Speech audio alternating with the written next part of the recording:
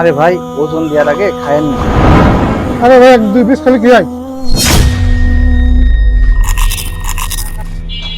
এই যে ভাই আপনার বিস্কুট। এখন তো টাকা পরে দিবানি, কথা লিখে রেখেন। আচ্ছা ঠিক আছে ভাই। ভাই একটা জুতো দেখান দিনি।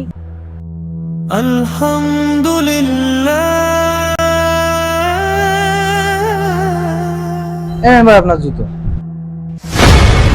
ভাই টাকা দিয়ে গেলেন না? ভাই টাকা কয়দিন পরে দিবা নে? ভাই বাকি দিয়ে তো দেওয়া যাবে না। আরে ভাই, আমি কি আপনার টাকা মাইরে দিচ্ছি নাই? পরে দিবা নে। আল্লাহ ভরসা।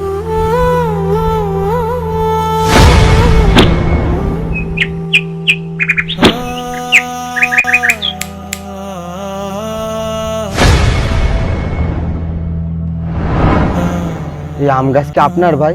আম পারলাম তা কিছু বললেন না কেন? কেন কিছু বলিনি সেটা যদি তুমি জানতে তাহলে হাত পা ধরে কান্নাকাটি করতে। কেন ভাই, কি এমন কথা যে আমি শুনলে হাতে পায়ে জড়া ধরবো আপনার? আপনি আমার রিজিকে হাত দিয়েছেন, দুনিয়ায় হয়তো আমি আপনাকে আটকাতে পারবো না, কিন্তু হাসরের মাঠে এর জবাবদিহিতা ঠিকই করতে হবে। এই আমের মূল্য আপনাকে ঠিকই ওই দিন পরিশোধ করতে হবে।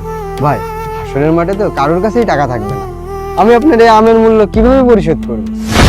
হ্যাঁ ঠিকই বলেছেন, টাকা থাকবে না, কিন্তু এই সামান্য আম, ওই বিস্কুট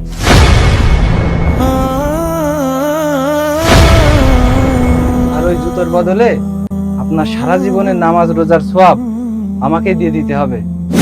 আর আপনার সওয়াব ফুরিয়ে গেলে আমার গুনার বোঝা আপনার ঘাড়ে চাপানো হবে।